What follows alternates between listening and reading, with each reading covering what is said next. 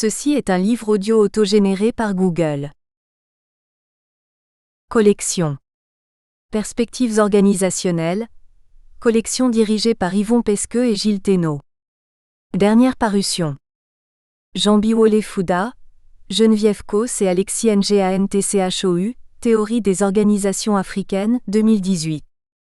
Gilles Thénault, La résilience des organisations, les fondamentaux, 2017. Sous la direction de Sony PERSEIL, Yvon Pesqueux, YE Christophe BANAON, Kaoula Ben Mansour, Un nouveau regard sur la triche et le mensonge, 2017. Société de philosophie des sciences de gestion, SPSG, Le management entre civilisation et barbarie, 2017. Fernando Cuevas, De la haine à l'amour, les relations humaines dans la vie privée et professionnelle, 2017. Sous la direction de Sophie Agulon, Franck Garnieri, Sony PERSEIL et Yvon Pesqueux, La confiance en question, 2016. Sous la direction d'Olivier Crête et Anem ARCHAISROUBELAT, Analyse critique de l'expertise et des normes, théorie et pratique, 2015. Sous la direction de Walter AMEDZRO Saint-Hilaire, Perspectives stratégiques et gestion opérationnelle de l'économie bancaire, 2015. Sous la direction de Sony PERSEIL et Yvon Pesqueux, Faire l'économie de la dénonciation, 2015. Gilles Thénault, L'erreur humaine. Modèle et représentation, 2014. Société de philosophie des sciences de gestion, SPSG, Penser le management et les sciences de gestion avec Hannah Arendt, 2014. Marie-Caroline Moulin, La gestion des crises hors cadre, 2014. Société de philosophie des sciences de gestion, SPSG, Le prêt-à-penser en épistémologie des sciences de gestion, 2014. Remerciements. Le présent ouvrage se nourrit en partie des meilleures communications présentées lors d'une journée de recherche organisée par mon équipe de recherche, à savoir ERSGOBANQUES, à l'Université de Yaoundé 2, UYI, le 4 juillet 2019 dans un contexte particulier où le recteur de ladite université, le professeur Adolphe Mienkawuashi, est porteur d'une vision importante de l'ériger en une technopole des sciences sociales. Je voudrais d'emblée lui exprimer ma profonde gratitude pour son précieux, indispensable soutien institutionnel et logistique. En tant que soldat, qui contribue à l'organisation de l'implémentation de cette vision sur les aspects relatifs à la recherche, eu égard à ma fonction de chef de division de la recherche au sein de la Direction des affaires académiques et de la coopération, DAC de l'UYI, j'ai bénéficié des encouragements, l'accompagnement de ma hiérarchie directe, le professeur Germain NTONOTSIMI. Qu'il me soit permis de lui dire ma reconnaissance et d'espérer que la publication de cet ouvrage serve même d'un iota les objectifs de performance et de visibilité universitaire qui nous préoccupent quotidiennement à la DAC. Mes sincères remerciements s'adressent ensuite aux professeurs Désiré Avom, Éric Lamarck, Ababakar Mbeng, Jambi Wolé-Fouda, Hervé Nedoumé Essingwan, Henri Wamba, Alain Akani, Bertrand Sogbossi et Robert Vanda, entre autres contributeurs, à la fois pour leurs conseils et la spontanéité de leur engagement.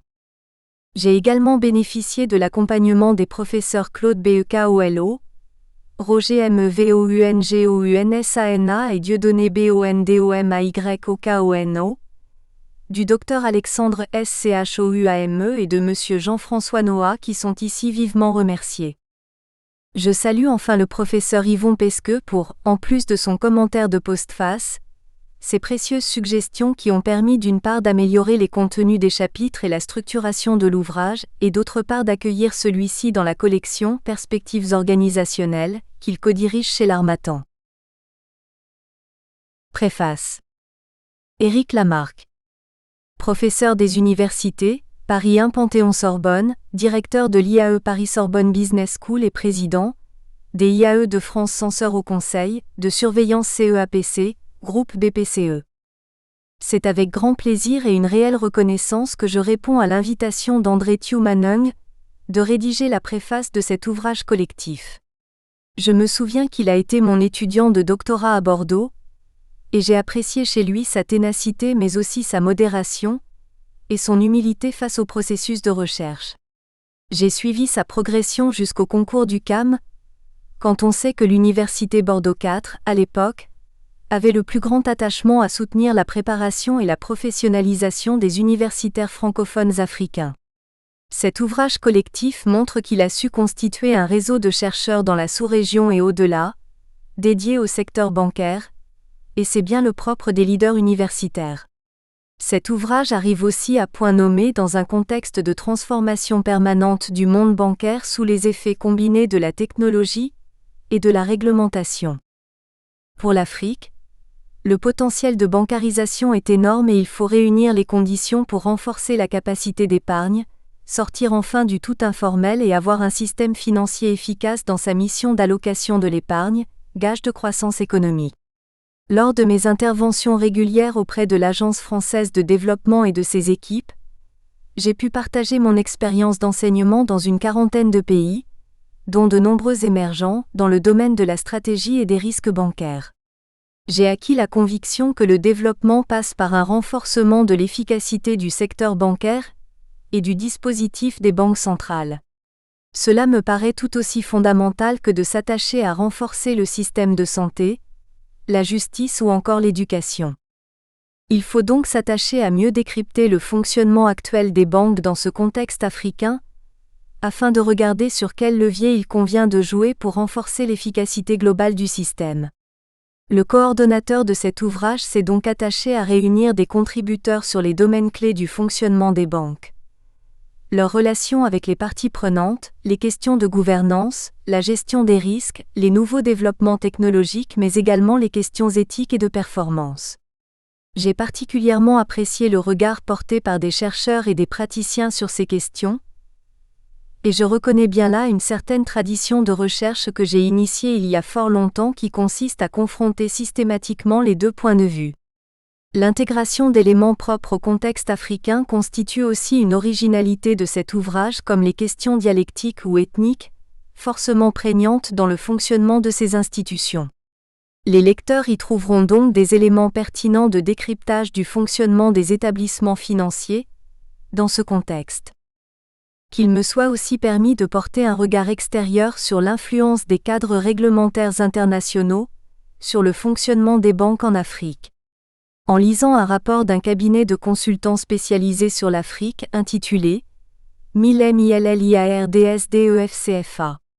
Avis de tempête sur l'ESBANQUES de la zone franc, BAL 3 va coûter 1000 milliards de FCFA, sur les zones UMOA et CEMAC », je n'ai pu m'empêcher de penser que les normes dictées par le comité de Bâle, dans sa version BAL 3, ont été élaborées dans un contexte bien différent de celui de nombreux pays concernés.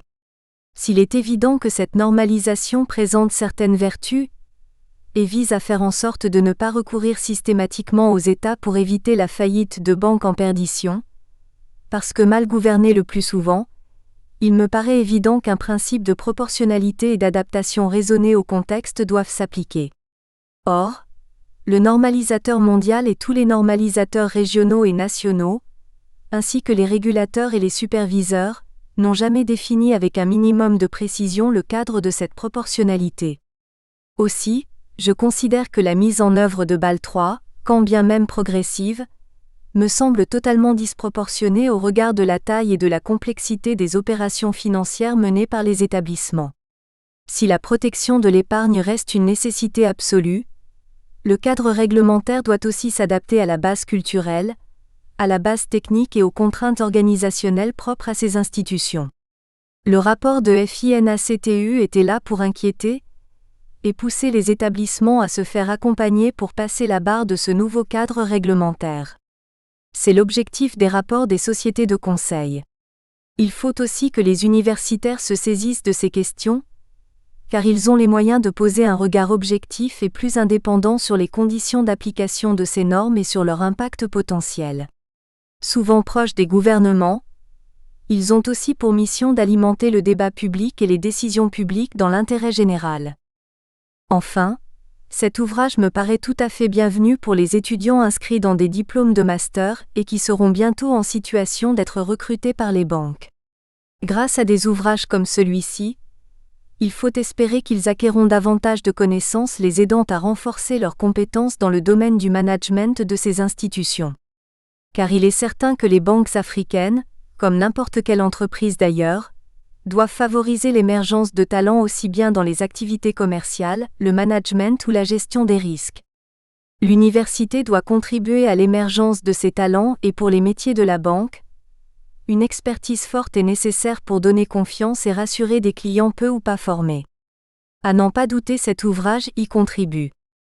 Pour conclure, en renouvelant mes remerciements aux coordonnateurs et en félicitant tous les contributeurs, je voudrais rappeler que les banques, dans le monde, sont plus que jamais sollicitées pour être acteurs majeurs de la transition écologique, du développement durable ou plus généralement de la responsabilité sociétale. Leur implication directe dans ces programmes ou l'influence qu'elles pourront exercer sur les États ou les entreprises qu'elles acceptent de financer, font d'elles un levier majeur pour s'engager vraiment dans cette transition au-delà des beaux discours. Il nous revient à nous, universitaires, d'exercer notre indépendance d'analyse et notre liberté d'expression pour souligner la réalité ou l'insuffisance de ces engagements qui sont essentiels pour l'avenir de nos sociétés. Avant-propos. Ababakar Mbeng. Professeur agrégé de classe exceptionnelle, Reims, France, président fondateur de la Société africaine de management, président membre du jury du concours d'agrégation section sciences de gestion, OCAM, 2011, 2013, 2015, 2017, 2019. Comment tarifier de manière optimale les services bancaires? Quelles sont les techniques mobilisables pour la gestion, passif? Quel est le mode de calcul de la value at risk VaR de crédit? Comment estimer le montant des fonds propres? Aux lecteurs qui se posent de telles questions, il vaut mieux retourner aux manuels classiques de type pédagogique qui pullulent sur les techniques bancaires. Il y a donc peu de chances d'être satisfait par Banque en Afrique centrale. Problématique organisationnelle. Cet ouvrage collectif s'inscrit dans un registre différent. L'on y identifie, traite et analyse scientifiquement des problèmes liés au fonctionnement interne des banques et à leur rapport avec d'autres acteurs sociaux compte tenu du contexte africain et en l'occurrence des pays de l'Afrique centrale. Certes, en considération du matériau empirique, un point d'honneur est mis sur le Cameroun. Ma décision d'accepter spontanément, d'ailleurs avec beaucoup d'enthousiasme, la demande d'en assurer l'avant-propos s'appuie d'une part sur l'intérêt ressenti que recèle son ambition et son approche, et d'autre part sur l'assurance suscitée par le dynamisme et le courage intellectuel du jeune collègue qui a efficacement coordonné les contributions. La richesse de l'ouvrage et les innovations épistémologiques qu'il renferme ont été aussi influentes. C'est autour de ce triptyque que s'organise mon argumentaire. Premièrement, l'ouvrage vise à contribuer au développement des connaissances savantes et transformatrices sur la banque en Afrique et transcende les sciences de gestion dans sa démarche en mobilisant dans une perspective transdisciplinaire d'autres domaines notamment des sciences sociales. Le raisonnement me paraît tout à fait essentiel et pertinent. Il est surtout en phase avec la philosophie portée par la Société africaine de management, SAM, que nous avons créée en 2012 aux fins notamment de promouvoir, en Afrique, la recherche en management dans ses dimensions scientifiques et pratiques. Le credo de la SAM est de servir l'Afrique par le management. La pédagogie est inclusive et commande l'écoute des scientifiques de tous bords. Il s'agit de considérer que le management peut aider à solutionner les préoccupations des décideurs publics et privés qui sont depuis longtemps appréhendées sous le prisme et les méthodes d'autres disciplines, économie, droit, etc. Cet aspect offre l'opportunité de partager mon opinion avec un large public de professionnels, consultants, pouvoirs publics, cadres et dirigeants de banques et d'organisations spécialisées, les étudiants de master et de doctorat, et les universitaires expérimentés ou non que le présent ouvrage leur est d'une grande utilité. Deuxièmement, cet ouvrage qui prolonge une journée de recherche organisée en juillet 2019 à l'université de Yaoundé 2, pendant laquelle nombre de textes de chapitres constitutifs ont été discutés, contribue à révéler le dynamisme et le courage d'André Tumanung. Il conforte d'une certaine manière les potentialités, les valeurs scientifiques et humaines que j'ai pu déceler en celui-ci d'abord en tant que membre du jury du concours d'agrégation auquel il avait été reçu en 2013 à Brazzaville, au Congo, et ensuite dans le cadre des conférences africaines de management, CAM qu'organise annuellement la SAM. Ces affirmations m'offrent l'opportunité d'observer que l'ouvrage est gigantesque et constitué de 22 chapitres, qui sont organisés autour de 0,7 parties dont chacune débute par un texte introductif bien élaboré. Les contributeurs, les auteurs autant des différents chapitres et introductions de parties que de la préface et de la postface, sont une quarantaine et constitués notamment de différentes plumes internationalement reconnues dans les domaines de la gestion, de l'économie et du droit. Ils sont globalement originaires de 0,5 pays et 12 universités. Coordonner un ouvrage avec de telles caractéristiques est exigeant en matière de légitimité et constitue forcément une gageure. Le défi a été bel et bien relevé par André Tumanung. Cela m'inspire la confiance à la jeune génération de chercheurs africains, en l'occurrence ceux résidant en Afrique, qui s'affirment sans complexe. Il est surtout porteur d'une assurance, celle d'un avenir de la recherche encore plus radieux en management, notamment sur des objets aussi complexes que la banque. Troisièmement, l'ouvrage est intéressant de par la richesse de son contenu. Certains textes constitutifs des chapitres mobilisent les méthodes quantitatives, revendiquant ouvertement des attitudes déductives ou positivistes, et d'autres font plutôt appel aux démarches de type qualitatif conduisant à éprouver l'intelligence des acteurs dans les banques dans une perspective inductive. La variété des sous-objets d'investigation est remarquable puisque les analyses portent autant sur les banques domestiques, les filiales bancaires panafricaines et extracontinentales que sur des entreprises de microfinance, EMF. Cette variété est également de mise relativement aux thématiques de recherche traitées et sur lesquelles, entre autres, revient le chapitre introductif du coordonnateur. Au demeurant, une des forces de l'ouvrage réside incontestablement dans ses innovations épistémologiques, l'originalité des nombreuses découvertes résultant de son processus de lecture des banques locales avec différentes lunettes, théories. Soulignons qu'on y constate que l'individualisme des actionnaires majoritaires est à l'origine de la contre-performance des EMF, qu'au sein des banques les normes institutionnelles de gestion de la diversité ethnique sont ignorées et pensées comme opposables seulement aux administrations et entreprises publiques, que des banques appréhendent l'éducation des clients comme un risque, que les préoccupations des chercheurs spécialistes du management ne sont pas paradoxalement orientées sur les problèmes de gestion des entreprises encore moins des banques, que l'hypocrisie organisationnelle s'exprime différemment selon les banques, les filiales étrangères disant plus qu'elles ne réalisent et les banques domestiques réalisant plus qu'elles ne communient. L'exhaustivité est ici éludée à dessein, l'occasion pour moi d'encourager le lecteur à disséquer lui-même les différents chapitres pour s'imprégner du reste. Autant indiquer que ces chapitres sont indépendants, et que chacun peut donc se lire aisément sans référence aux autres. Qu'il me soit permis, pour terminer, à la fois d'exprimer amicalement ma gratitude à André Tumanung qui m'a permis d'écrire avec beaucoup de plaisir ces quelques lignes de commentaires, et de lui donner un coup de chapeau pour cette œuvre titanesque. Introduction. La banque en Afrique, objet complexe, approche historique et pensée transdisciplinaire. André Tioumaneng. S'il est un contexte d'action dont l'intérêt et la nécessité épistémologique d'interroger en profondeur sont partagés dans le domaine du management au cours des dernières années, c'est bien l'Afrique, Reynard 2020, Tannery 2019, et en l'occurrence l'Afrique centrale. Le constat a le mérite de dévoiler notre ère d'expérimentation, et est en revanche silencieux sur l'objet d'investigation représenté par la banque qui, en plus, a la particularité d'être complexe. La complexité est une notion éminemment subjective qui s'oppose à la simplicité, et décrit notamment la présence d'un nombre important d'éléments indépendants en interaction. Elle est donc difficile à cerner, Tietard 2000. Néanmoins, les travaux qu'il étudie relativement à la banque en soulignent une variété de facteurs explicatifs.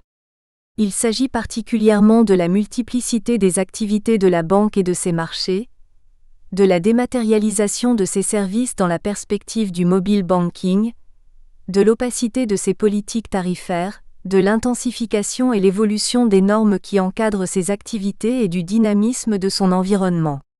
L'on considère par ailleurs que la banque est une entreprise, Pau et Bedbez 2014 page 70, une entreprise spécifique et qu'elle est par ricochet complexe. Cet argument s'appuie sur l'idée que l'entreprise, vue sous le prisme de la théorie des systèmes, est par nature complexe. Il met en relief la spécificité de la banque qui trouve ses premiers éléments d'explication dans le pouvoir de création monétaire dévolu à la banque et dans la réglementation qui encadre la gestion de ses activités, FAMA, 1980. Les autres éléments concernent notamment la confrontation quotidienne de la banque, dont l'activité est non saisonnière, à des prises de risques en avenir incertain et la correspondance des produits bancaires aux prestations de services qui sont peu sujets à l'obsolescence, Kousserg, 2007. La banque en Afrique ou mieux l'entreprise bancaire africaine, cette deuxième appellation, mettant en exergue la notion d'entreprise, qui cadre mieux avec l'esprit des sciences de gestion sera parfois utilisée pour rester cohérent avec la logique propre aux sciences de gestion, n'échappe pas à cette caractérisation en termes de complexité pour deux raisons complémentaires. La première tient à son caractère protéiforme sur lequel nous reviendrons à la fin de la première partie de l'article, et la seconde a trait à la nature paradoxale de son comportement en matière de crédit, Malika 2016, Fouda 2009, et à l'hypocrisie de certaines de ses parties prenantes internes.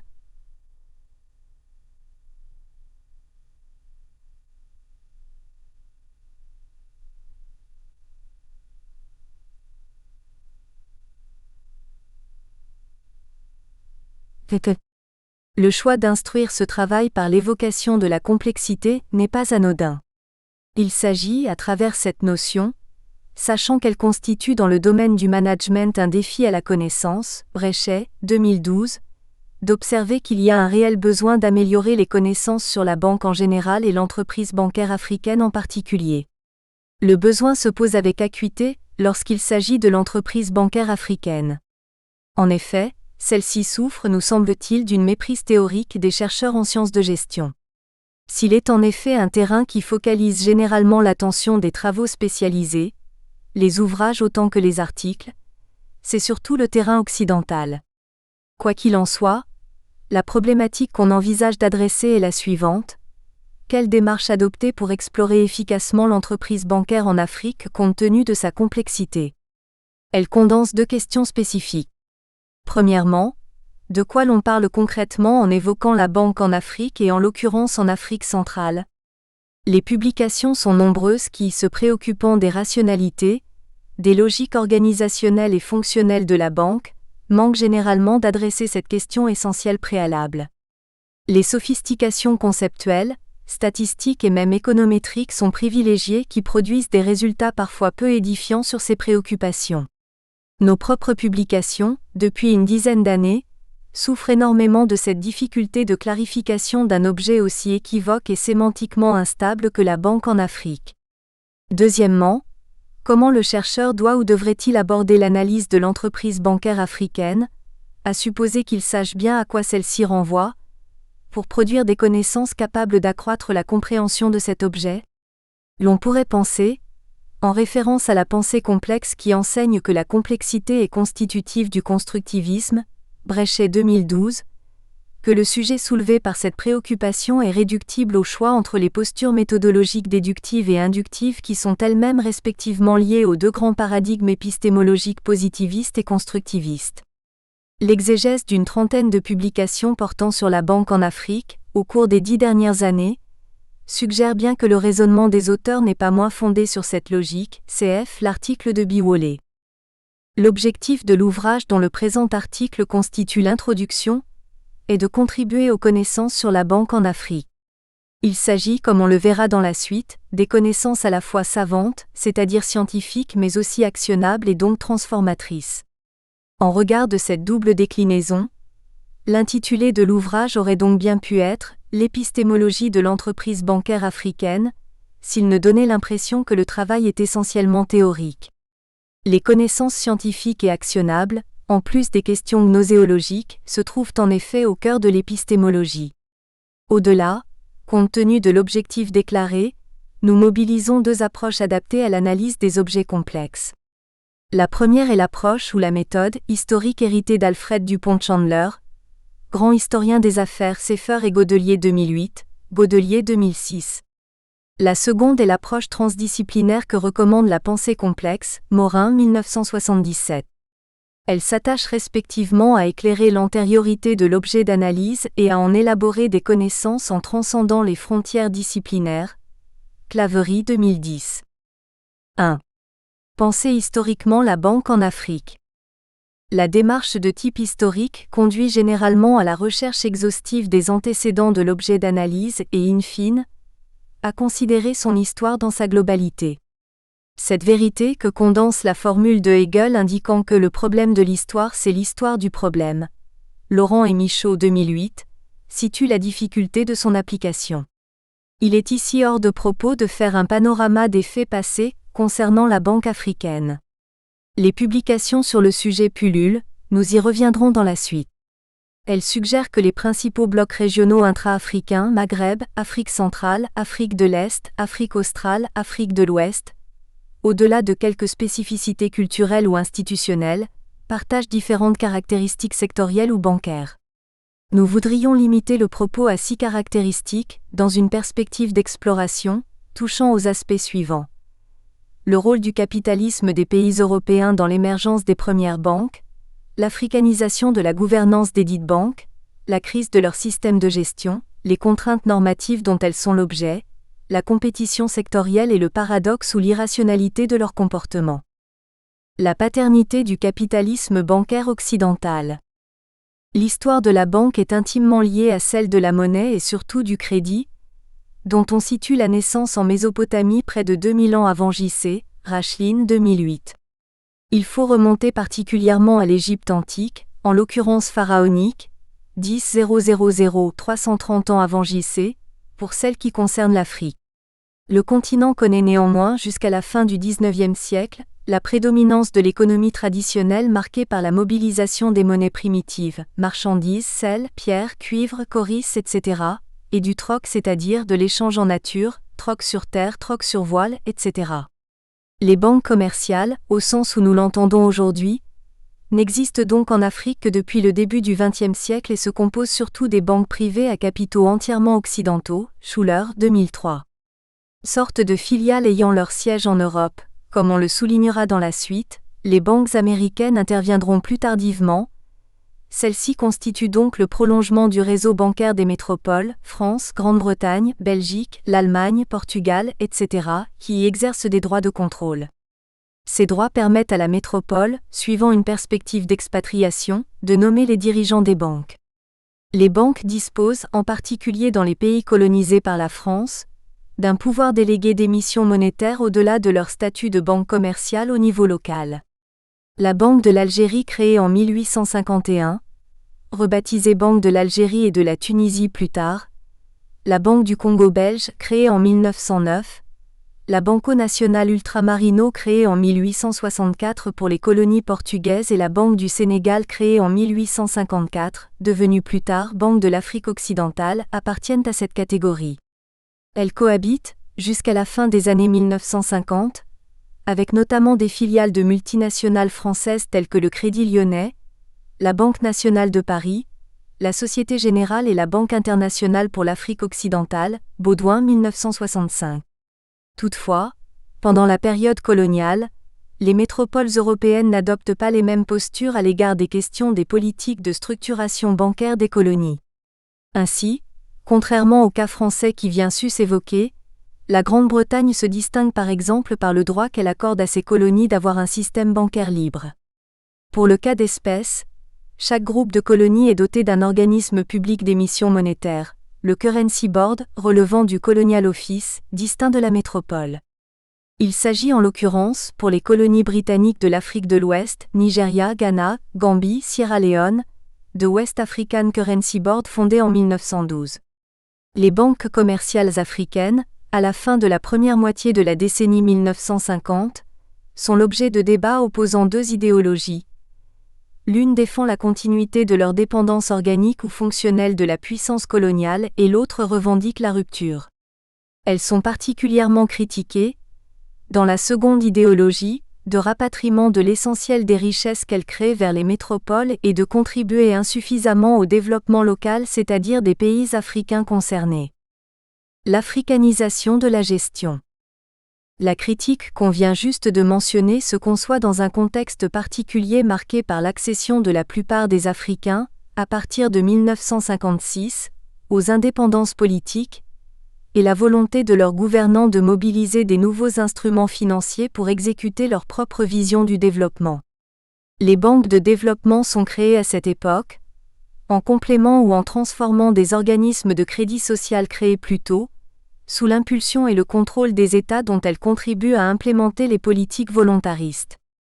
La Banque ivoirienne pour le développement industriel, instituée en 1964, la Banque nationale pour le développement du Sénégal, 1964, et la Banque camerounaise de développement 1976 constituent des exemples de telles structures qui ont coexisté, dans chaque pays concerné, avec de véritables banques commerciales tout en s'y confondant dans leurs activités, Baudouin, 1965.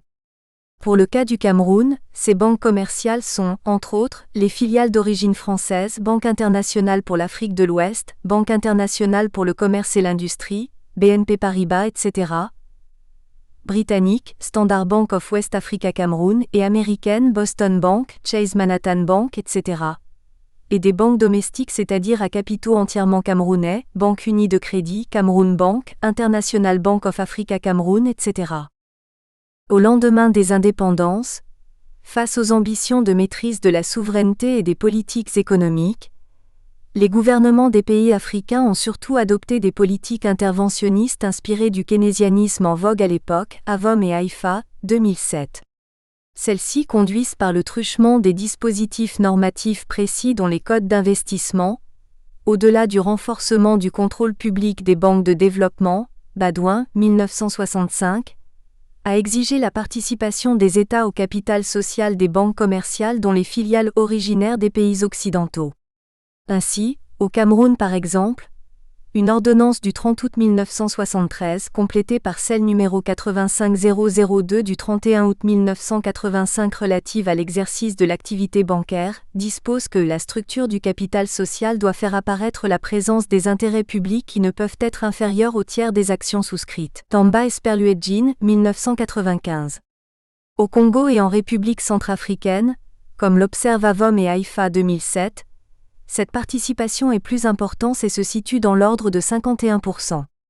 Il est intéressant d'observer que, du point de vue des États africains, l'enjeu de leur présence en tant qu'actionnaires réside dans la possibilité qu'elle offre de promouvoir les indigènes, nationaux, aux instances de contrôle, conseils d'administration, et de gestion notamment des banques filiales d'origine occidentale.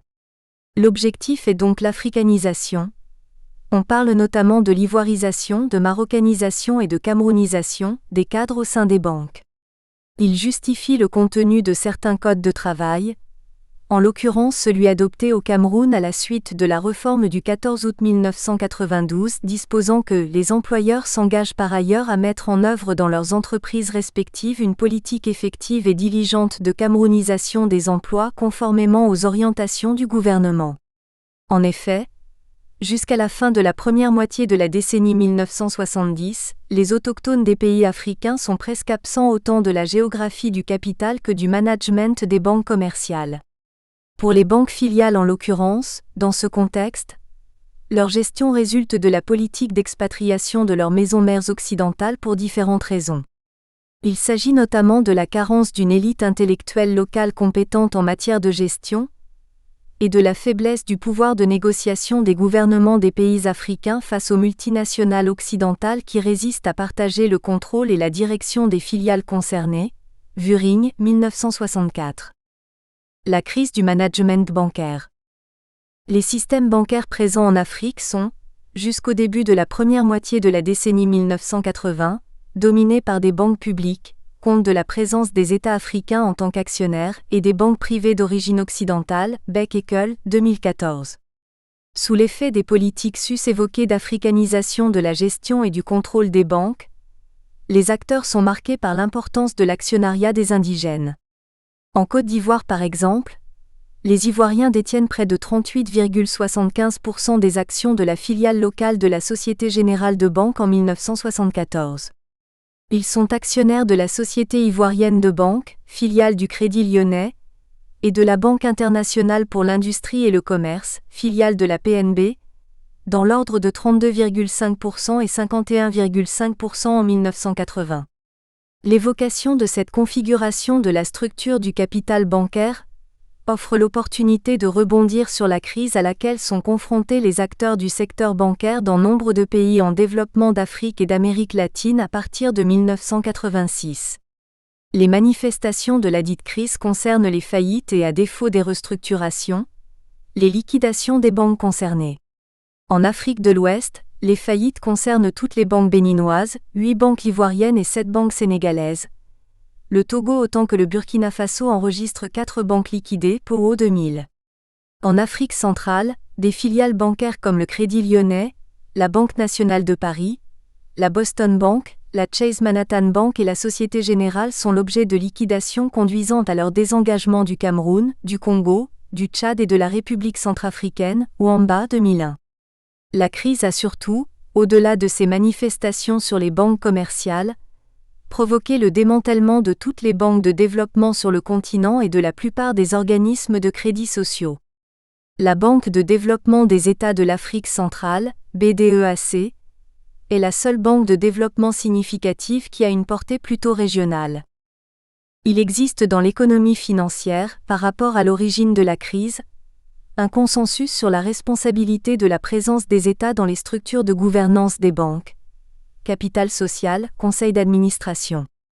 L'on explique que cette présence a favorisé l'ingérence des pouvoirs publics dans la gestion des banques concernées, et que celles-ci ont en conséquence privilégié les données d'ordre politique, plutôt que les paramètres rationnels qu'exige l'évaluation des emprunteurs dans leur processus de gestion des crédits. L'idée s'inscrit dans ce que les économistes qualifient de paradigme de la répression financière. Elle présuppose que les représentants des États dans les organes sociaux desdites banques sont généralement des fonctionnaires ou des bureaucrates, et que l'insolvabilité des emprunteurs ou le poids des prêts improductifs, à l'origine des faillites, résultait de la mobilisation de telles données, Avom et Haïfa, 2007, Tamba, 1995. Les arguments mettant en cause l'interférence des pouvoirs publics dans l'analyse de la gestion peu judicieuse ou laxiste du crédit bancaire mise ainsi en exergue, tendent parallèlement, en ce qui concerne la faillite des filiales bancaires d'origine occidentale particulièrement, à situer le rôle la contagion culturelle desdites filiales par des cadres d'origine africaine qui y ont été promus à la faveur des politiques d'africanisation susmentionnées.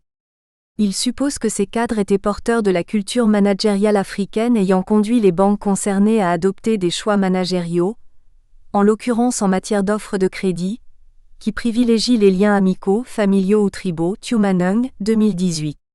Les facteurs explicatifs des crises auxquelles sont confrontées les banques au cours de la décennie 1980, lesquelles sont marquées par le caractère dysfonctionnel de leur système de gestion, sont en réalité irréductibles à la répression financière ou à l'emprise des pouvoirs publics. Ils tiennent à bien d'autres variables macroéconomiques et structurelles qui sont couramment traitées dans l'économie financière. Politique monétaire laxiste, détérioration des taux d'échange, inflation, supervision bancaire, etc., et sur lesquelles nous nous attarderons plus. Le management bancaire sous contrainte. Lorsqu'on scrute bien l'histoire des crises bancaires, force est de constater que la survenance des crises s'ensuit généralement des efforts de création ou de renforcement des normes destinées à maîtriser le comportement des acteurs. À cet égard, rappelons que c'est à la suite de la Grande Dépression des années 1930 marquée par des faillites bancaires que la Glass-Steagall Act et le Federal Deposit Insurance Corporation, fonds de garantie des déposants, furent institués aux États-Unis. En outre, observons que la crise bancaire qui s'est déclenchée aux États-Unis à partir de 1974 en lien avec le régime de change flottant est perçue comme un facteur explicatif de l'initiation des réflexions sur le premier ratio de solvabilité internationale, ratio Cook, au sein de la Banque des règlements internationaux. Au niveau des pays africains, étant donné la crise bancaire survenue dès 1986, les réactions en termes de réforme n'ont pas dérogé au principe et se sont inscrites dans deux grandes perspectives de régulation. L'intégration bancaire dans un contexte d'organisation des pays par région, la conformité aux normes bancaires internationales. D'une part, l'intégration bancaire correspond selon les juristes au processus de création des mécanismes communs et indépendants de contrôle-supervision des banques, Mayou 2017. Elle partait de l'idée que les crises illustraient de l'inefficacité du système de contrôle jusque-là piloté, dans chaque pays, par des autorités nationales dont les ministères des Finances. Pour les régions que constituent l'Afrique centrale et l'Afrique de l'Ouest par exemple, c'est dans cette optique qu'ont été créées en 1990 la Commission bancaire de l'Afrique centrale, COBAC, et la Commission bancaire de l'Union monétaire ouest-africaine respectivement. Celles-ci constituent donc des institutions indépendantes, certes de façon relative puisqu'elles partagent notamment certaines compétences avec les banques centrales présentes dans les deux régions considérées, qui sont compétentes en matière de contrôle des banques locales. Il est opportun d'observer que dans chacun des 5 pays du Maghreb, Algérie, Maroc, Libye, Tunisie, Mauritanie, ce contrôle est généralement dévolu à la Banque centrale Youssef 2017 et cette situation est révélatrice de la faible intégration financière de la région Jedlein et Saïdan 2014. Par ailleurs, l'évocation de la perspective de conformité aux normes internationales offre l'opportunité d'observer que les réformes post-crise engagées dans les pays africains à la fin de la décennie 1980 se sont davantage opérées dans l'optique d'aligner la réglementation bancaire locale aux dispositifs normatifs résultant des différents accords du Comité de Bâle. Nous n'insisterons point sur ces accords dont les plus popularisés sont ceux dits de Bali de 1988, Bâle II de 2004 et Bâle III, en passant par l'amendement de 1996, qui pose notamment des niveaux différents d'exigence en matière de capitalisation bancaire. Il s'avère en revanche important de faire une double observation. Premièrement, s'il est une question régulièrement posée ou traitée concernant les normes constitutives des accords soulignés, c'est bien celle relative à l'adaptation de ces normes aux réalités du contexte africain, ZIED 2011. Elle s'appuie sur l'idée que l'édiction desdites normes est, à l'origine au Comité de Bâle, essentiellement l'œuvre des représentants des banques des pays du G7. Il s'avère par exemple que le taux de capitalisation de 8%, tel qu'exigé par l'exemple par le ratio Cook de Balayi sous-estime le niveau de risque auquel sont notamment confrontées les banques en Afrique centrale, FMI 2006. Deuxièmement, quelle que soit la région africaine, les structures chargées de la régulation des banques en Afrique se situent à des niveaux différents dans l'application des normes internationales. La plupart en sont encore au stade de l'implémentation des normes de fonds propres Balayi, et accessoirement celle de Bâle II. L'application des normes Bâle II et Bâle III, jugées particulièrement complexes par les acteurs, est en général reportée, Kertudo et Siruguet 2015. Néanmoins dans les pays comme l'Égypte, le Maroc et l'Afrique du Sud, la mise en œuvre de Bâle III est en cours, et Méminel 2014. La concurrence. Les pays africains ont développé au début de la décennie 1990, sous l'égide des institutions de Bretton Woods, FMI, Banque mondiale, et concomitamment avec les réformes bancaires sus-évoquées, des politiques de libéralisation financière. L'étude de la réalité concurrentielle présente dans le secteur bancaire, au sein de chacun de ces pays, prend en compte les rôles catalyseurs de ces politiques Avom et Haïfa 2007, Ouamba 2001, et de l'intégration régionale dans le continent et Memimle 2014. Relativement aux politiques de libéralisation, leur portée par rapport à la concurrence bancaire s'analyse principalement à 3 niveaux. La création des institutions de microfinance, IMF, la recrudescence des banques domestiques dans chaque pays, l'incursion des entreprises non bancaires dans le secteur bancaire. Premièrement, les lois édictées dans le cadre de la libéralisation sont apparues comme une opportunité d'affaires à de nombreux cadres africains qui, ayant notamment perdu leurs emplois au sein des banques liquidées ou en faillite pendant la crise de 1980, ont été conduits à créer des entreprises de microfinance, EMF. Ces institutions se sont développées au fil des années en créant une forte concurrence aux banques existantes, qui ont survécu aux crises ou nouvellement créées. Leurs exigences en matière d'intermédiation financière se sont avérées être plus souples et moins bureaucratiques que celles des banques classiques. Il convient, pour expliquer cette souplesse relative, d'indiquer qu'elles fonctionnent en général dans la plupart des pays jusqu'à très récemment en marge de la régulation bancaire. En Afrique centrale par exemple, les premières réflexions au sein de la COBAC sur la contrainte réglementaire des EMF datent de 2009. Deuxièmement, les politiques de libéralisation financière ont contribué à l'amplification de la création, dans chaque pays africain, des banques privées à capitaux entièrement domestiques. Le nombre de telles banques a progressé au fil des années sous l'effet conjoint des politiques de privatisation, qui, contrairement à ce qu'on pourrait penser, n'ont pas conduit au démantèlement total de l'actionnariat public dans des banques, dont des filiales d'origine occidentale et des banques domestiques, ou même empêché les États de créer des banques à capitaux totalement publics. Troisièmement, les politiques de libéralisation financière expliquent l'incursion des entreprises non financières dans les activités traditionnellement réservées aux banques classiques, prêts, collecte de l'épargne, virements, etc. Ces entreprises sont notamment des grandes surfaces, des sociétés de transferts nationaux ou internationaux de fonds et des opérateurs de téléphonie mobile qui opèrent surtout dans le cadre de ce qu'il est convenu d'appeler le mobile banking. Il s'agit en outre des acteurs constitués des fintechs et des GAFA, Google, Apple, Facebook, Amazon, dont l'action n'épargne pas le continent africain. En ce qui concerne la dynamique d'intégration régionale, phénomène auquel est lié le décloisonnement des marchés ou des pays intra-africains, elle représente un facteur de l'émergence des banques dites régionales, panafricaines ou transfrontalières. Il s'agit des banques qui, possédant leur siège dans un pays africain d'où est originaire l'actionnaire de référence, profitent pour s'internationaliser par la création de filiales dans d'autres pays africains.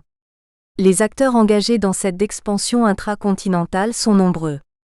Il s'agit notamment des banques marocaines, à l'instar d'Attijari Wafa Bank, dont la filialisation est particulièrement orientée vers les pays de la zone franc UEMOA, CEMAC, des banques nigérianes, United Bank of Africa, GT Bank, First Bank of Nigeria, etc., qui privilégient dans leur dynamique les pays anglophones d'Afrique occidentale et orientale, des banques sud-africaines Standard Bank, First National Bank, First Rand, Nedbank, etc., présentes dans les pays de Afrique australe, Kenya et occidentale, Ghana, Nigeria, de la banque togolaise Ecobank et de la camerounaise Afriland First Bank, Humbert 2014.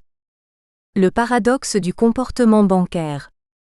Il existe un consensus théorique sur l'état des banques en Afrique, depuis 1994, qui a trait à leur surliquidité, Mvondo 2019, Malika 2016, Doumbia 2011, Fouda 2009, Avom et Haïfa 2007. La surliquidité traduit un phénomène où les banques détiennent des liquidités au-delà du niveau convenable, du point de vue de la régulation, pour faire face au risque de crédit. Autrement dit, elles préfèrent conserver des liquidités excessives et oisives plutôt que de prêter une partie pour financer notamment des projets d'investissement des entreprises. Les travaux comme ceux de Doumbia, 2011, édifient suffisamment sur cette préférence dans les pays de l'UEMOA, en montrant qu'elle se traduit par des dépôts excessifs des banques commerciales auprès de la BCEAO. L'on montre qu'au niveau de la CEMAC, les coefficients de liquidité bancaire sont largement supérieurs à la norme de 100% fixée par la COBAC, Fouda 2009, et que l'excès de liquidité placé par les banques locales à la BEAC correspond à environ 12,3% du total de leurs actifs, FMI 2016. Le phénomène est de mise au Maghreb où en décembre 2011, le ratio du taux d'utilisation des dépôts bancaires, total des prêts, total des dépôts, est estimé à 53% traduisant un taux de surliquidité d'environ 47% en Algérie par exemple Malika 2016. De quelque côté qu'on se trouve, l'Afrique subsaharienne ou le Maghreb, la notion de paradoxe est généralement mobilisée mais sans pouvoir faire l'objet de clarifications suffisantes, dans le débat sur la surliquidité pour qualifier le management ou le comportement des banques, Malika 2016, Fouda 2009.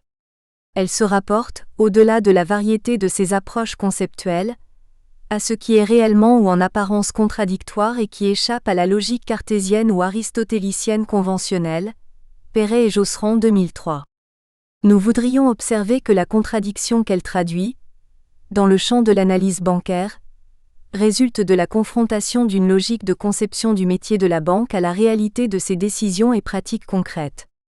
Concernant la logique évoquée, l'on considère que le métier fondamental de la banque est celui de la gestion du risque qui est d'ailleurs consubstantiel à son activité, Fama, 1980, et qu'au cœur de ce métier se trouve le crédit.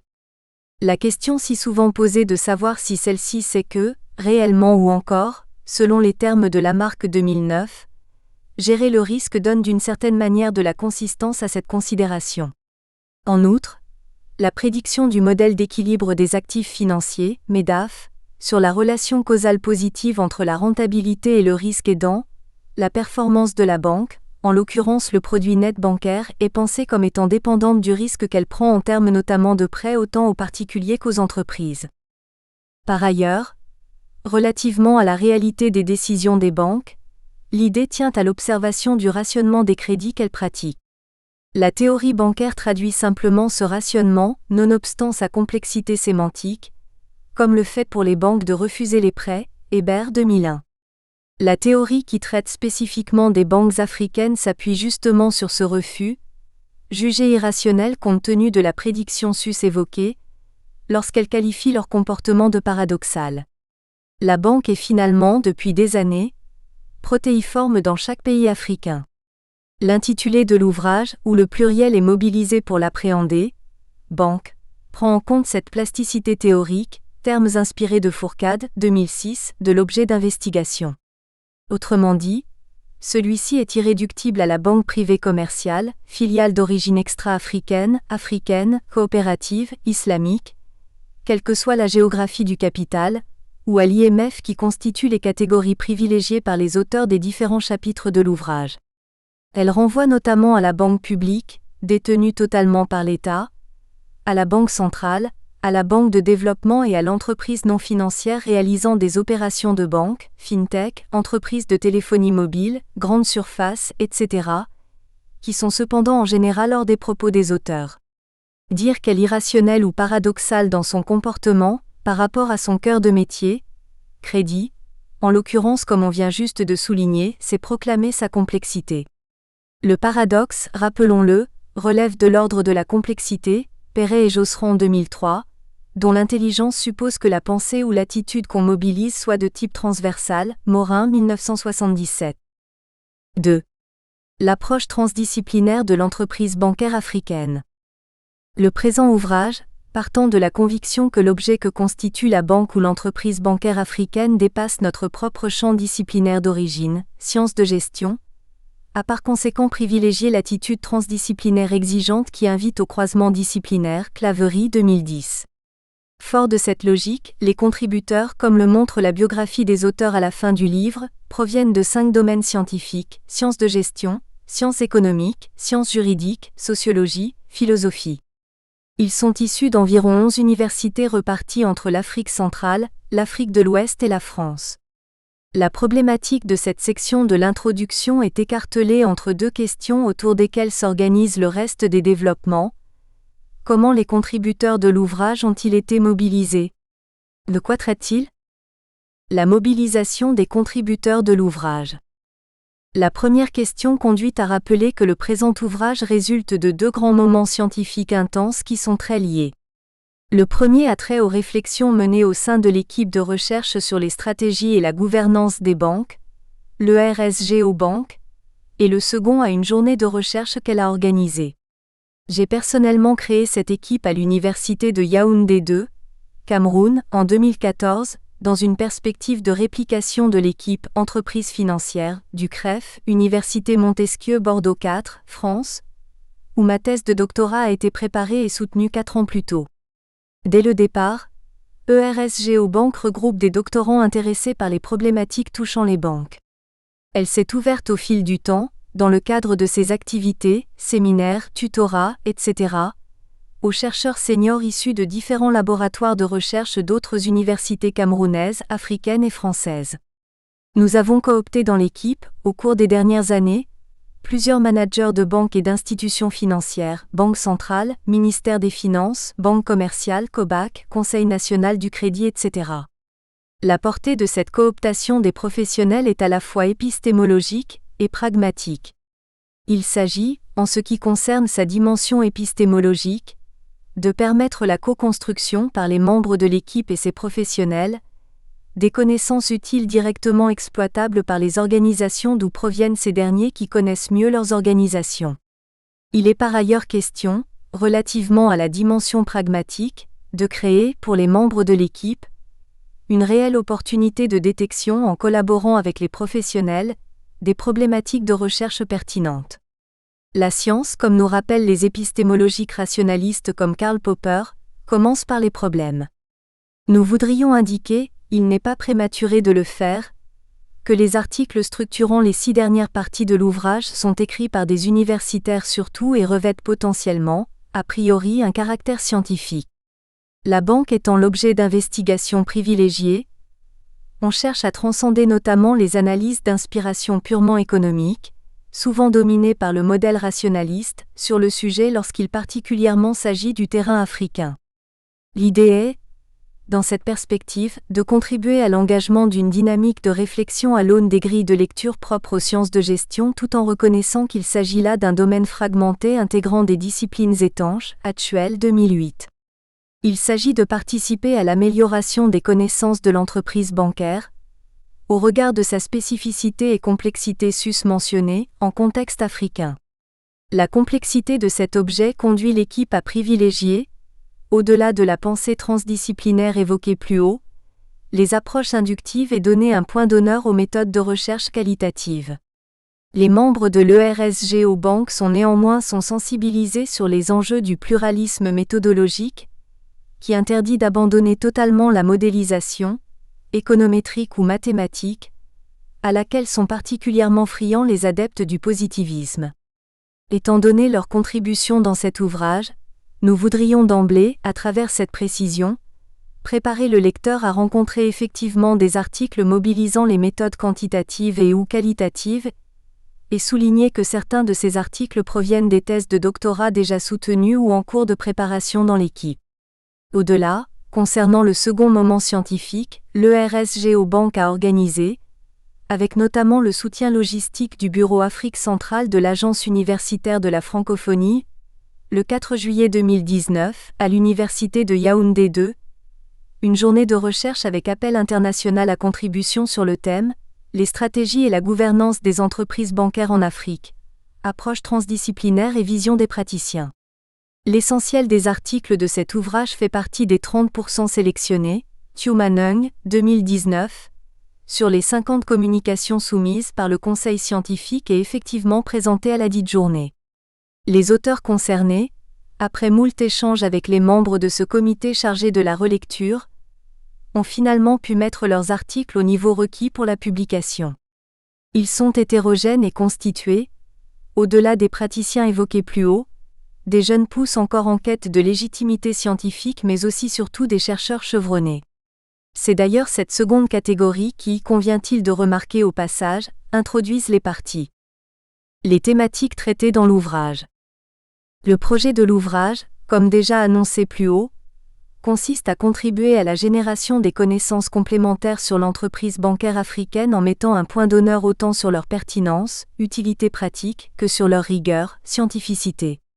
Les études proposées par les auteurs, qu'ils soient professionnels ou chercheurs universitaires, ont été sélectionnées notamment en regard de leur potentialité à servir la réalisation d'au moins l'une des deux dimensions, épistémique, pragmatique, de sa déclinaison.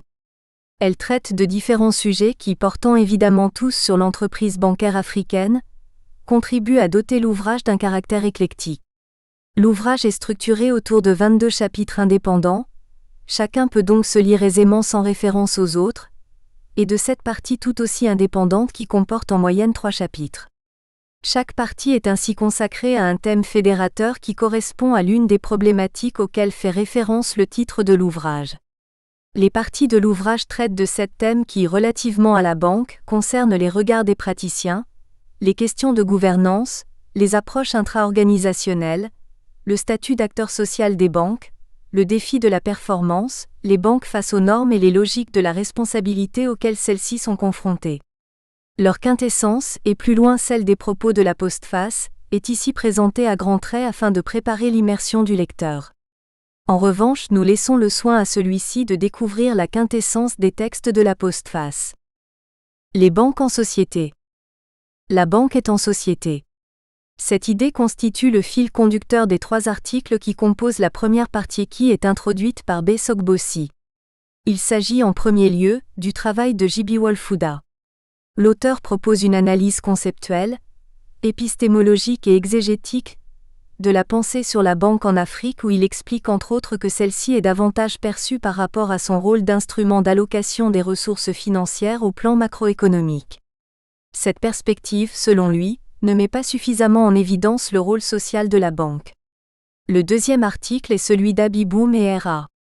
Capoumier qui montre que si la digitalisation est une chose, l'engagement des clients en est une autre. Ces auteurs expliquent l'engagement suppose de réelles capacités managériales des banques, notamment à conceptualiser culturellement, préciser leur contenu communicationnel et à cultiver la proactivité vis-à-vis des clients. Le dernier chapitre écrit par M. Bitaille, d'Enama, d'Ambiana et FNQ, en s'appuyant sur une vision fonctionnelle de la digitalisation bancaire en tant qu'outil de lutte contre l'exclusion financière des particuliers, convient aussi que la digitalisation pose aux banques un réel défi de réinvention de leurs pratiques managériales. Culture de services mobilisant les réseaux sociaux, investissement dans les technologies de pointe, etc. Les approches intra-organisationnelles de la banque. Dans la deuxième partie consacrée à ce thème, partie introduite par J.B. Wolefuda, l'on retrouve 3 chapitres. D'abord celui de H. Wamba qui assure en quelque sorte la transition thématique avec la partie précédente, compte tenu de son ancrage sur le thème de la digitalisation. L'auteur présente la digitalisation bancaire comme relevant de la disruption. En proposant une analyse diachronique du phénomène en Afrique, il montre comment le phénomène dans le milieu académique, au-delà de son intérêt pour maîtriser la fraude dans les institutions, conduit à l'évolution du comportement des apprenants dans les transactions financières avec les banques. Le deuxième chapitre, celui coécrit par Athioumanung et Jechong Guo, étudie les situations dialectiques auxquelles sont confortés les dirigeants de banques. Il souligne, à partir d'un exercice de diagnostic des banques ciblées, l'opposition des parties prenantes, clients, salariés et dirigeants, sur les problèmes identifiés et invite au débat sur la façon dont les dirigeants de banques décident, du changement ou du statu quo, face à cette situation dialectique. La diversité ethnique, réalité incontestable de la plupart des pays africains, est sous-explorée en sciences de gestion et surtout dans les recherches ciblées sur les banques. M. Telanegou, Athioumanung et Herbionomo s'en préoccupent au dernier chapitre. Ils cherchent à comprendre comment, dans le contexte de la banque, elle se traite dans la gestion des ressources humaines et en l'occurrence dans le processus de recrutement. L'étude souligne que les salariés ressentent les logiques de tribalité dans le management en place, et que beaucoup de responsables ignorent l'existence des normes relatives à la gestion de la diversité ethnique à défaut de penser que les dites normes constituent plutôt une affaire d'entreprise publique. Les logiques de la responsabilité. Ce thème est celui de la troisième partie de l'ouvrage constitué de 3 chapitres, et dont l'introduction est présentée par Aakani.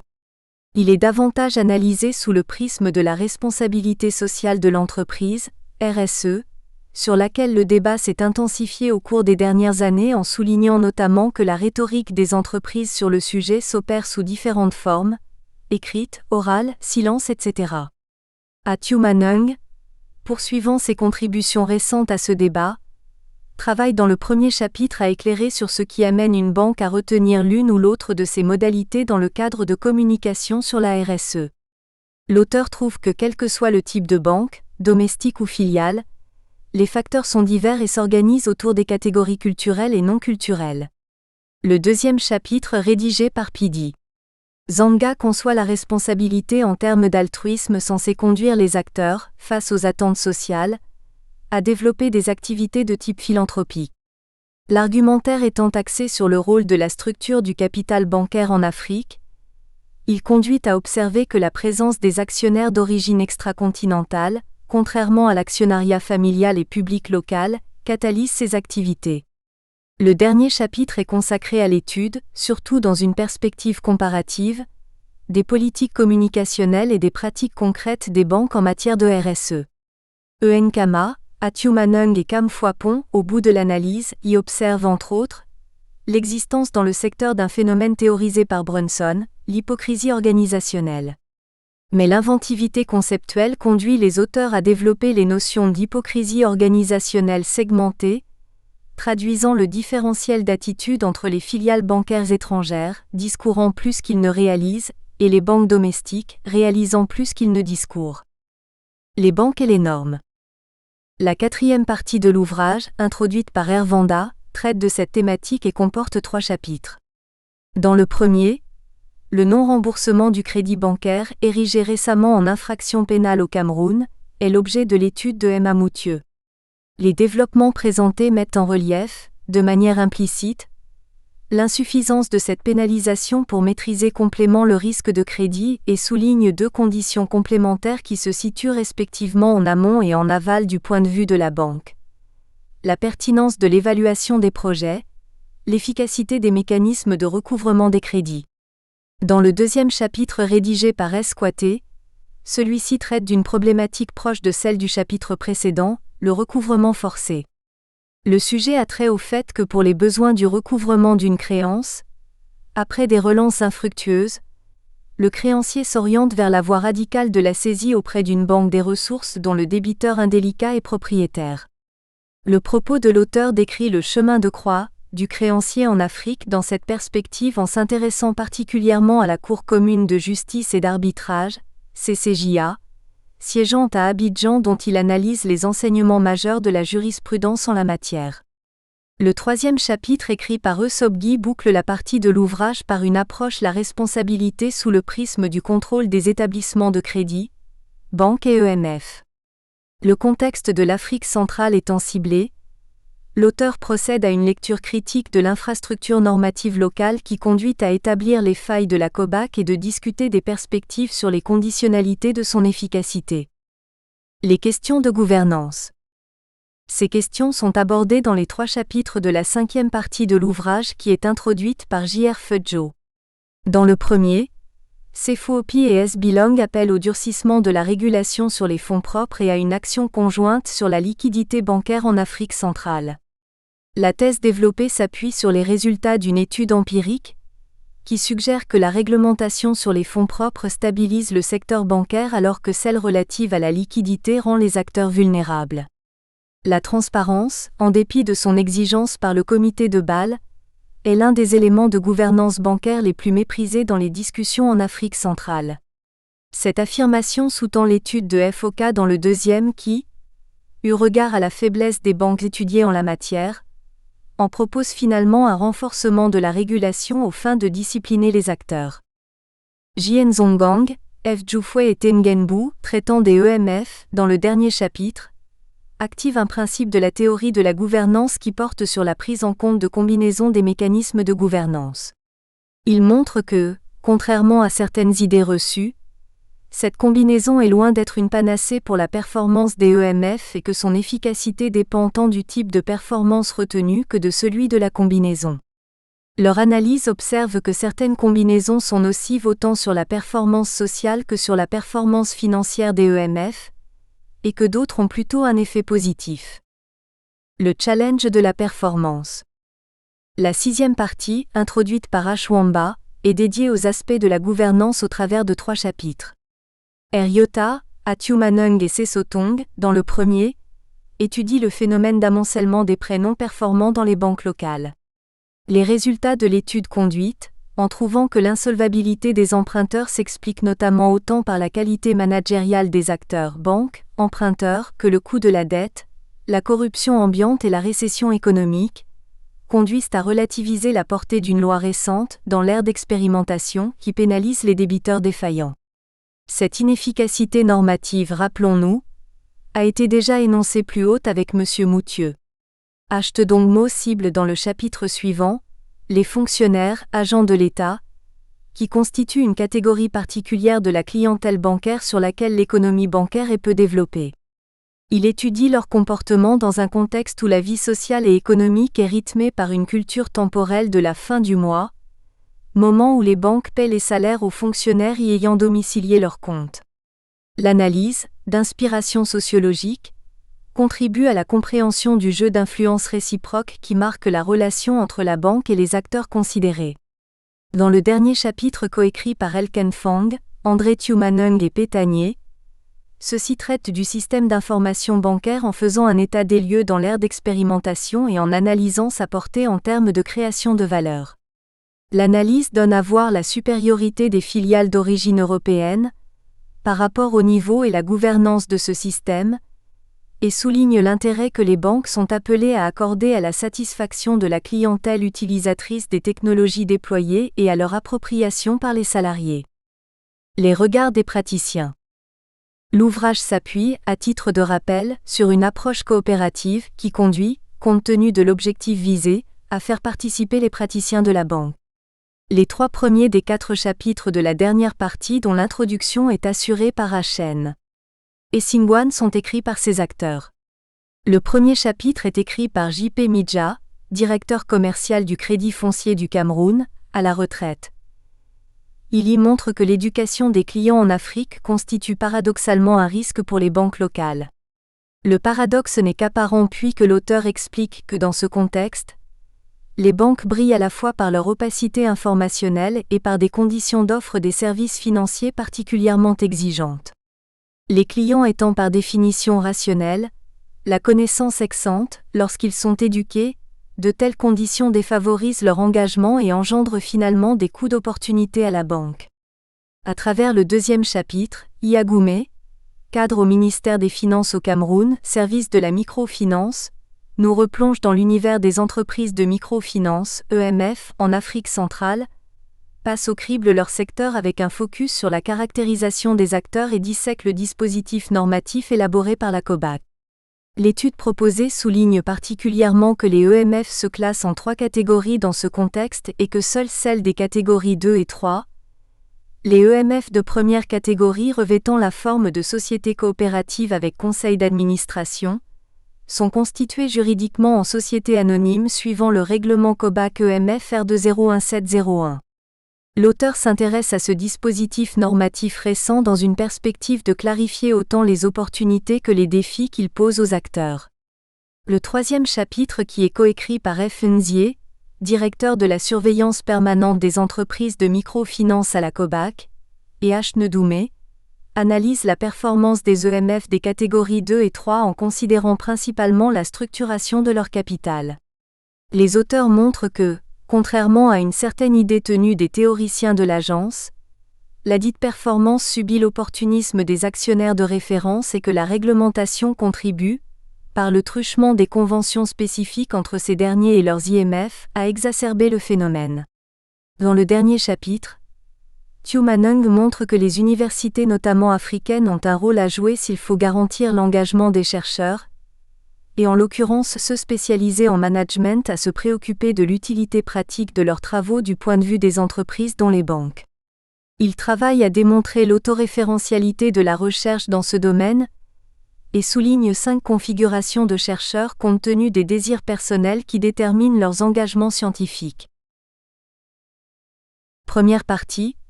La banque en SOC accent aigu. Introduction. Bertrand SOGB au SSI. Lorsque le jeune collègue assurant la coordination du présent ouvrage, le professeur André Tiomanung, auquel j'adresse ma gratitude, m'a contacté en sollicitant un texte introductif à la partie dédiée au rapport de la banque à la société. La première question que cette demande suscite est celle de savoir si la banque doit intégrer ou non les acteurs sociaux dans son pilotage.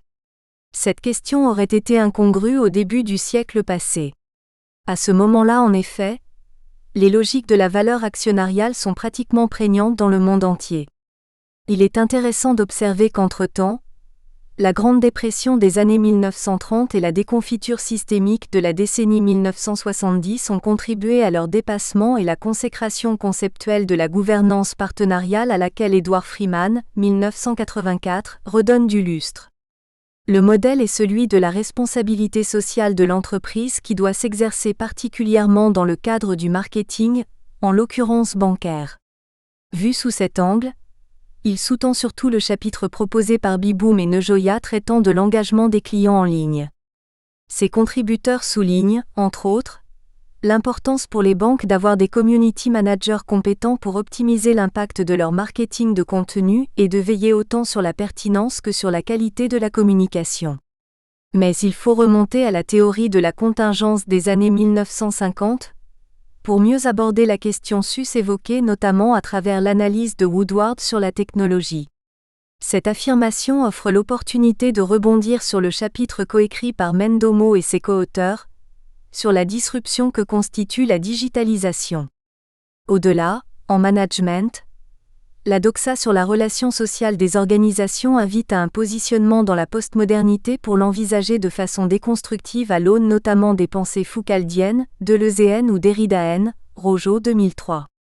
Cette perspective nourrit désormais la littérature bancaire, Pluchart 2018, et se trouve au cœur du chapitre écrit par Biwole Fuda dans la mesure où il s'attache à une lecture exégétique des travaux réalisés jusqu'à présent sur la banque exerçant en Afrique.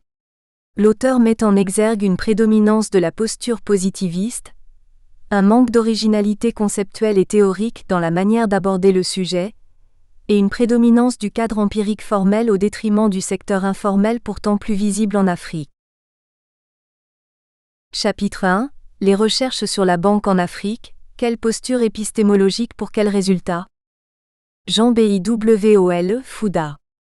Aujourd'hui plus que par le passé, la banque est devenue un paradigme au sens de Kuhn.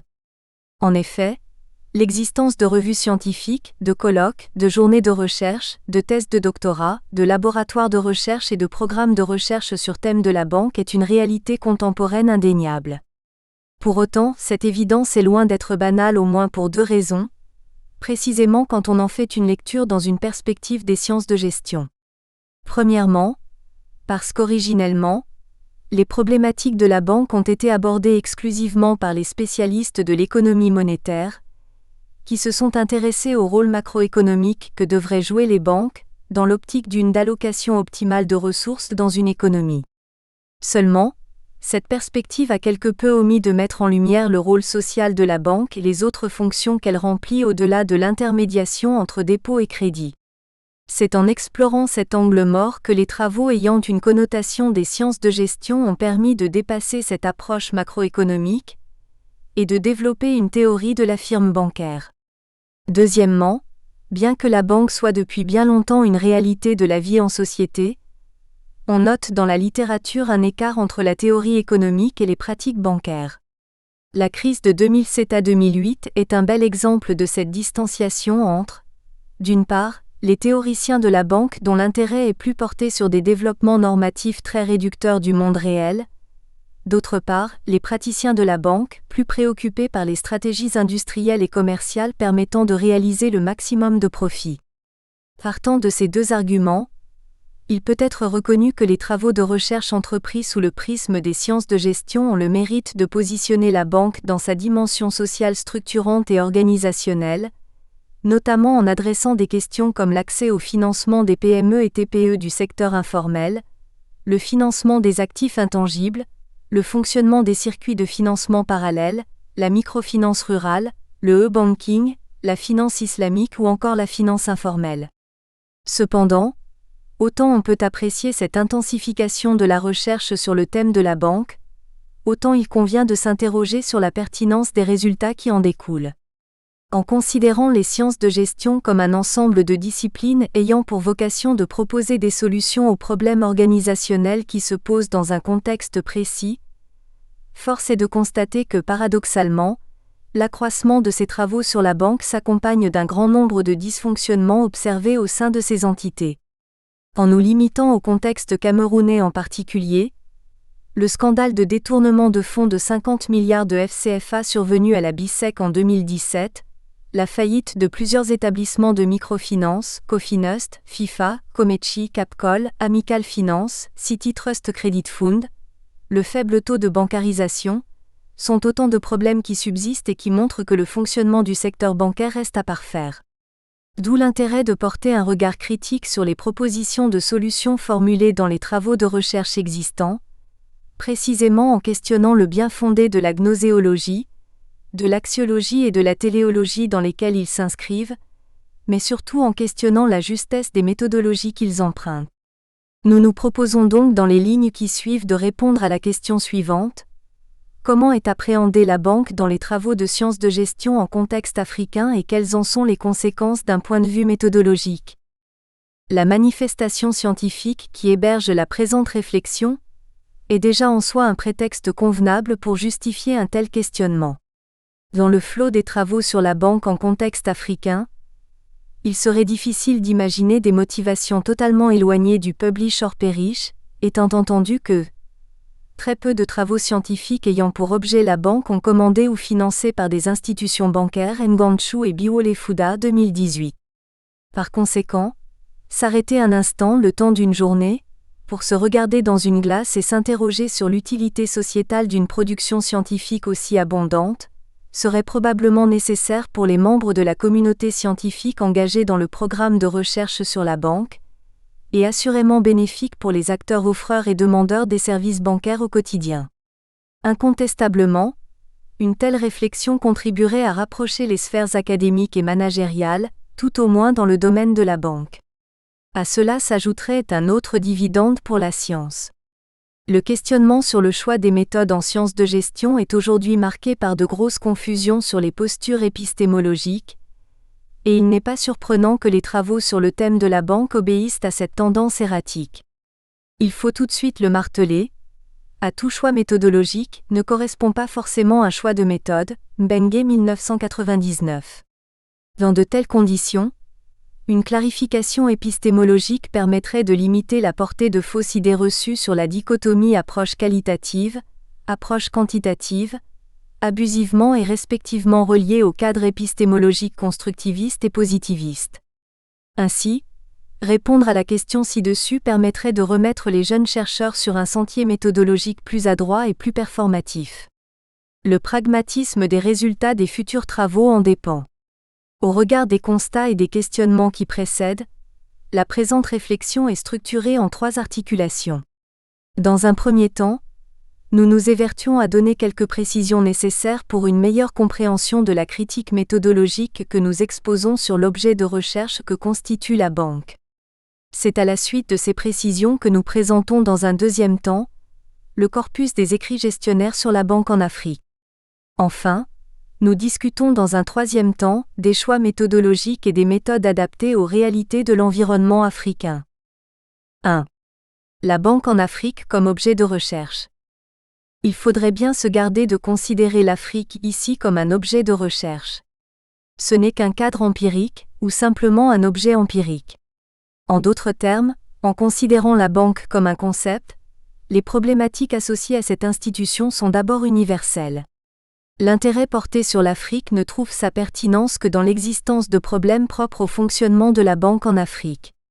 Il importe donc de préciser ces spécificités, car elles impliquent des conséquences d'ordre méthodologique. On devrait d'ailleurs en déduire de manière plus globale une distinction entre d'une part la banque comme concept, et d'autre part la banque comme cadre empirique. 1.1. La banque, concept ou cadre empirique ? D'un point de vue conceptuel, la banque est une institution dont le rôle principal est l'intermédiation entre les agents à excédent de financement et les agents à besoin de financement. On l'assimilerait dans cette approche à une fiction légale, ce qui signifierait qu'elle n'a pas d'existence propre. Elle ne doit son existence qu'aux règles qui la créent et qui par ailleurs encadrent son fonctionnement. Comme concept donc, la banque renvoie à un élément de la théorie financière, notamment lorsque cette théorie traite des questions de financement de l'activité économique. Par exemple, c'est sur la base du concept de banque que la distinction entre la finance directe et la finance indirecte est établie, avec tout ce qu'elle entraîne comme conséquence sur l'analyse du risque et l'évaluation des coûts de transaction. L'approche conceptuelle de la banque impose également à tout chercheur qui l'emprunte de préciser clairement son contenu en fonction de l'espace et du temps. En effet, comme tout concept, la banque a une histoire. C'est une entité qui à l'origine n'était pas une institution, et qui aujourd'hui ne l'est pas absolument. À l'origine, la banque était confondue à l'individu qui l'a créée ou au négoce qui l'a suscité. Il faut comprendre ainsi que l'institutionnalisation de la banque débute avec la séparation de son patrimoine de celui du banquier. C'est dans ce sens que la Banque de la Mésopotamie et celle de l'Afrique subsaharienne précoloniale ne sont pas des institutions bancaires. Elles sont toutes deux des sociétés de personnes, alors que les deux époques sont extrêmement éloignées l'une de l'autre. Elles correspondent ainsi à la première étape du cycle de vie d'une banque, précisément lorsqu'on la considère comme un concept. La même évolution peut être constatée lorsqu'on étudie l'histoire de la banque en Europe occidentale. En effet, l'institution bancaire n'y est apparue que très tardivement, notamment au XIVe siècle. Dans un pays comme la France par exemple, jusqu'à la fin du XIXe siècle, la plus grande puissance bancaire reste associée à la personne du baron de Rothschild. Ces quelques allusions montrent que les analyses sur la banque doivent clairement préciser l'approche retenue. Soit on la considère comme une institution, soit on la considère comme une entreprise individuelle. Cette précision peut paraître anodine si on oublie que dans le contexte africain actuel, une masse non négligeable de transactions financières emprunte des circuits parallèles aux institutions bancaires.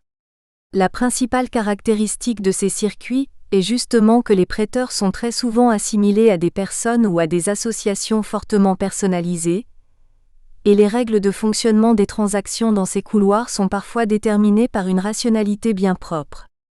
C'est pourquoi, considérer la banque comme un concept dans une telle configuration serait source de confusion, dans la mesure où il y aurait une double absence d'abstraction et d'universalisme.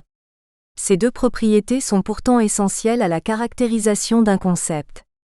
Plus concrètement, à partir du moment où les règles de fonctionnement d'un circuit de crédit X parallèle à la banque sont différentes de celles d'un autre circuit Y, alors on est dans une situation concrète et bien spécifique qui pourrait être difficilement décrite par des principes généraux. La banque dans ce cas devrait être assimilée à un cadre d'observation duquel, tout au moins, émergeraient d'autres concepts, si le chercheur s'inscrit dans un processus de conceptualisation. Elle ne serait donc pas elle-même un concept. D'un autre point de vue, en la considérant comme une institution, le chercheur présuppose une universalité, une uniformité, une homogénéité dans son fonctionnement, quel que soit le contexte dans lequel elle est étudiée. On pourrait ainsi considérer que les problématiques de l'institution bancaire en tant que concept n'ont pas de connotation géographique très marquée. Elles sont abstraites, générales, avec naturellement des variantes dans leur application. Autrement dit, en considérant la banque comme une institution, le chercheur ne fait que découvrir lors de son investigation ce que l'on sait déjà des institutions. C'est d'ailleurs l'idée véhiculée par la théorie néo-institutionnelle, quand elle énonce le concept d'isomorphisme institutionnel.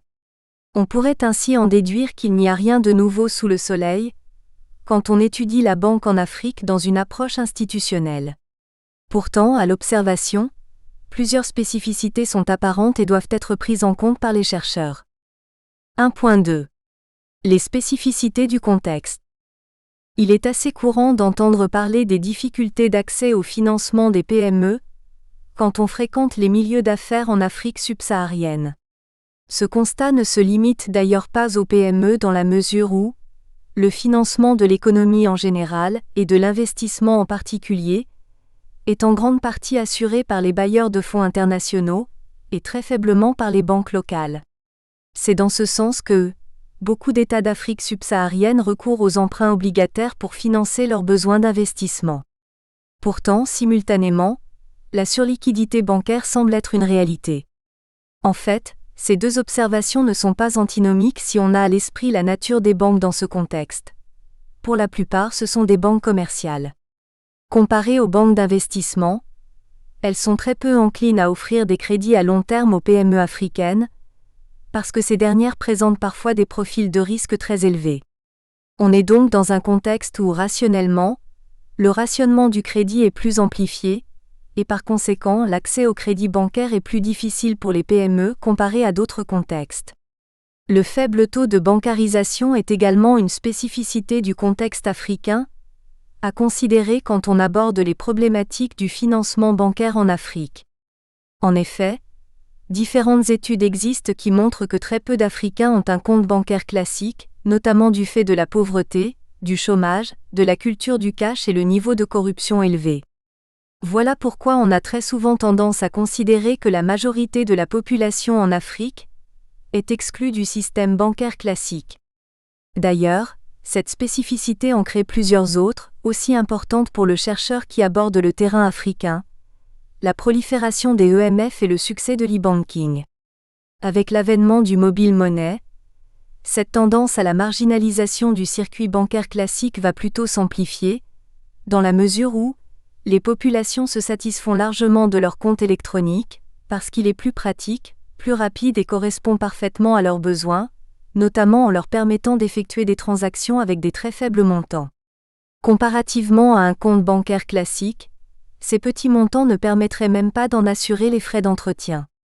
Au regard de ces spécificités, le chercheur sur le thème de la banque en Afrique ne devrait pas perdre de vue qu'il existe un circuit parallèle au circuit bancaire classique.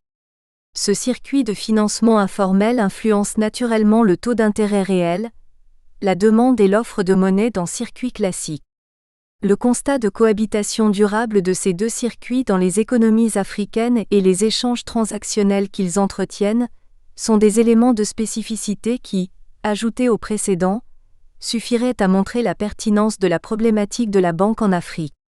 Cet objet de recherche, qu'il soit considéré dans sa dimension conceptuelle, mais plus encore comme un cadre empirique, pose des problèmes spécifiques dans le contexte africain. 2. La littérature gestionnaire sur la banque en Afrique.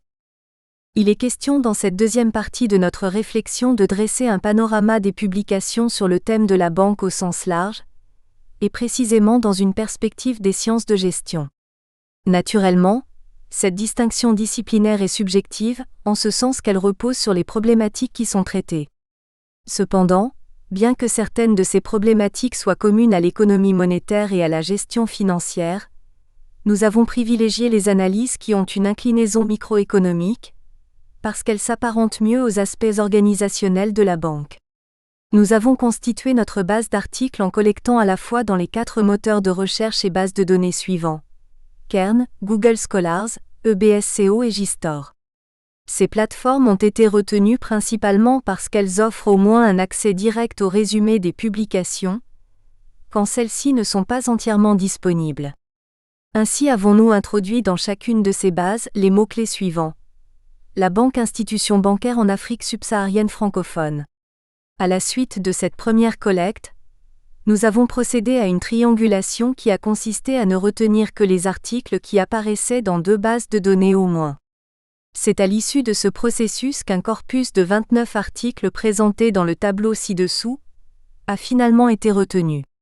3 grandes tendances se dégagent de l'analyse du corpus des publications retenues. 2.1. Une prédominance des postures positivistes. La quasi-totalité des écrits analysés est arrangée dans le cadre épistémologique positiviste. En effet, le raisonnement hypothético-déductif constitue la règle. Généralement, les démarches ont une finalité explicative et dans une moindre mesure descriptive. Bien que les méthodes ne soient pas caractéristiques de la posture épistémologique, on remarque tout de même que la totalité des recherches utilise une méthode quantitative. Toutes ces caractéristiques mises ensemble nous amènent à considérer que ces travaux obéissent à une logique confirmatoire des théories existantes sur le sujet. Dans ce sens, le contexte africain est simplement considéré comme un terrain d'expérimentation de connaissances antérieurement connues. 2.2. Les sujets traités et des théories convoquées.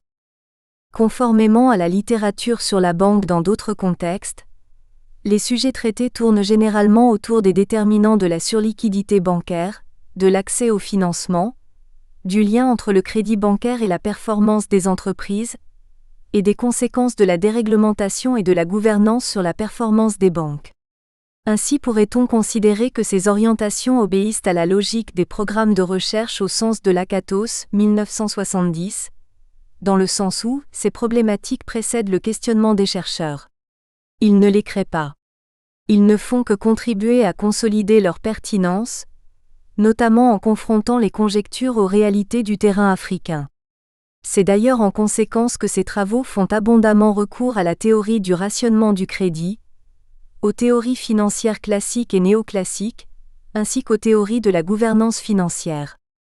Les résultats auxquels ils aboutissent confirment les bienfaits du crédit bancaire sur la performance des PME et réaffirment l'intérêt de la qualité de l'information produite dans le processus d'accès au crédit.